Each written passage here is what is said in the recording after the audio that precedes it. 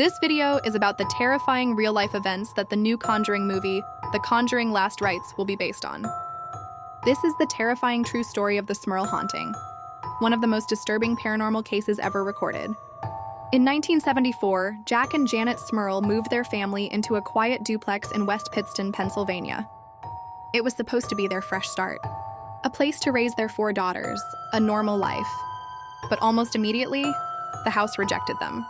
It began subtly, a sour, rotting smell in the air, cold drafts sweeping through sealed rooms, and footsteps in the attic when no one was up there. Then came the sounds, knocking inside the walls, growls in the basement, and a voice, whispering Jack's name at 3 a.m. The power would cut out randomly, appliances would explode with sparks, and stains would appear on freshly painted walls. They thought it was just a fixer-upper nightmare, until they saw it. A shadow figure standing at the foot of their bed, staring, not moving, just watching. As months passed, the violence escalated. Janet was in the kitchen when the lights surged and the air dropped to freezing. A cabinet door ripped off its hinges and flung itself across the room. She screamed, but no one came. The phone lines had gone dead. Jack claimed that he was dragged into the basement by an invisible force, thrown to the floor, and assaulted by something that growled in a voice not of this world.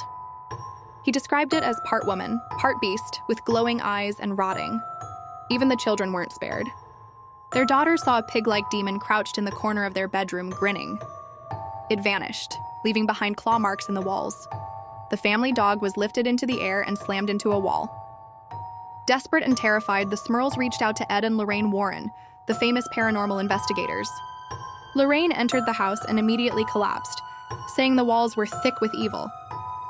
Ed later claimed he was nearly choked by an invisible entity while recording audio of the house. They said the Smurls were dealing with a demonic infestation, multiple entities. One was human, the others were ancient. Violent and hungry for fear.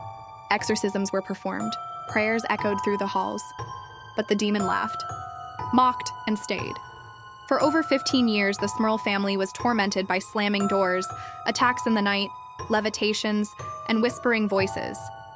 Finally, after a final church-sanctioned exorcism in 1989, the activity stopped. Or at least that's the last thing we know. Some say the house remained cursed. Others believe the demon followed them to their next home, waiting for the fear to return. So the question is, would you dare spend a single night inside 328 Chase Street?